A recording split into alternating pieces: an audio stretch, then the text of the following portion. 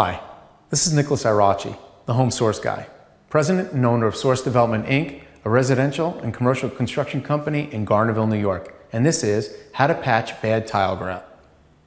Okay, so essentially we have to remove the grout. Whether it's a hairline fracture or it's a full chip out of it, we have to remove it. We're going to use some sort of a grout saw. So this is a manual grout saw, and they have numerous types. This is a a triangular grout V-groove. But I love this oscillating saw. It's great, easy for the homeowner to use also. It's got a diamond blade on it, and it just dissolves the grout right away. Anyway, we're going to start by removing the grout joint. So once our grout joint's removed, we want to make sure that it's clean. We use our grout brush and just brush it off. We're going to mix grout, and depending on the application we need, we're going to mix an unsanded grout for joints below 1/8 of an inch and sanded for joints above 1/8 of an inch.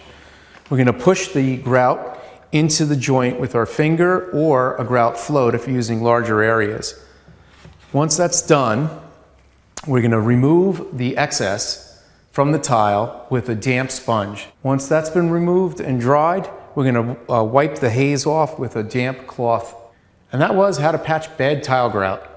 This is Nicholas Irachi, the Home Source Guy, President and owner of Source Development, Inc., a residential and commercial construction company in Garnerville, New York, helping you build a better life. We'll see you next time.